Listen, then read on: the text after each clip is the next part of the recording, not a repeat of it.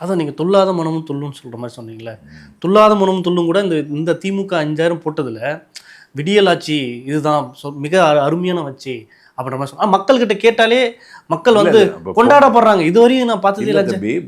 பொங்கலுக்கு 3000 ரூபா கொடுத்தீங்கல்ல, அப்போது இந்த 5000 ரூபாய் சேர்த்து கொடுத்துருக்கலாமே, ஏன் தரல? சரி, இந்த கோடைக்கால சிறப்பு திட்டம் அப்படின்னா அது அப்போ இதுக்கு 4 வருஷத்தில் கோடை காலமே வரும் இல்லையா? எல்லாம் வாடை காலமா, எல்லாம் வசந்த காலமா, இலையுதிர் காலமா, கூதிர் காலமா, முன்பனி காலமா, பின்பனி காலமா, எந்த காலம்? வர்ற கோடை காலத்தில் நீங்கள் முதலமைச்சராக இருப்பீங்கன்னு ஏதாவது உத்தரவாதம் இருக்கா? ஆற்றங்கரையின் மரமும் அரசரிய வீற்றிருந்த வாழ்வு நிரந்தரமானதல்ல. நீங்கள் தான் விமர்சனம் பண்ண. மக்கள் பார்த்தீங்கன்னா ஒரு ஏழை குடும்பத்தில் இருக்கிற 5000 போட்டது எவ்வளோ நன்மை தெரியுமா அப்படின்னு பொது வெளியிலலாம் பேட்டி கொடுத்து தான் பார்த்துருக்கேன். 5000 ரூபா பெரிய நிவாரணம் தான், அதில் ஒன்றும் குறையில்லை.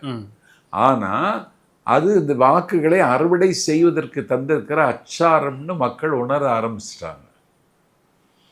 இதை ஊருக்கு போய் நான் என்ன மாதிரி ஆட்கள் பேசும் பொழுது கடுமையான எதிர் விளைவுகள் அரசுக்கு எதிராக மக்கள் திரும்புவாங்க. ஆனால் பெண்கள் ஓட்டெல்லாம் மேக்சிமம் போயிடும்.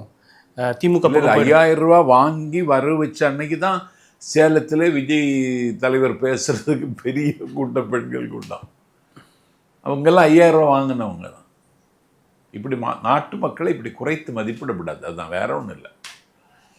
கடைசி இந்த எலெக்ஷன் வரும்போது நிறைய திட்டங்களை கொடுக்குறதா இருக்கட்டும், 5000 ரூபாய் சொல்கிறதா இருக்கட்டும், மக்களுக்கு இன்னும் அடுத்தடுத்த விஷயங்களை செய்கிறதா, இதெல்லாம் எப்படி பார்க்குறீங்க? ஆனால் அவங்க கேட்டால் வந்து இந்த 5000 திட்டத்தை வந்து பாஜக ஒன்றிய அரசு தடுத்துரும், அதுக்காக தான் முன்னாடி கொடுத்துட்றோம் அப்படின்ற மாதிரி பல திட்டங்களை முன்னாடி அறிவிக்கிறது காரணம் அதெல்லாம் தோத்துரும் பயத்திலையா இல்லை விஜய் அரசியல் வந்துட்டாருன்றதா? விஜய் அரசியலுக்கு வந்துட்டாருங்கிறது தான் இதில் உண்மை. அதை உங்களை மாதிரி ஆட்கள் ஒத்துக்கிட மாட்டீங்க. ஏன்னா இன்றைக்கி ஊடகங்களை விலைக்கு வாங்கிட்டாங்க, அச்சு ஊடகங்களையும் விலைக்கு வாங்கிட்டாங்க, காட்சி ஊடகங்களையும் விலைக்கு வாங்கிட்டாங்க, உங்களை மாதிரி வலைத்தளங்களையும் வலை வீசிட்டாங்க.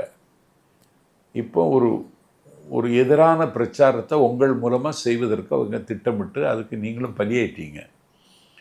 இன்னைக்கு நேற்றைக்குள்ள பேப்பர் நான் எல்லா செய்தித்தாளும் வாங்கிடுவேன். இன்றைக்கி வாங்கினது நல்லா இருக்கு. முழு பக்கம் முதல் பக்க விளம்பரம். ஆண்டுக்கு 800 கோடி ரூபாய் விளம்பரம் செலவழிக்கிறது. விளம்பரம் பண்ணுறதை தப்புன்னு சொல்ல மாட்டேன். உங்கள் கட்சியில் பணம் இருக்கு. இந்தியாவில் பிஜேபிக்கு அடுத்து பணக்கார கட்சி திமுக.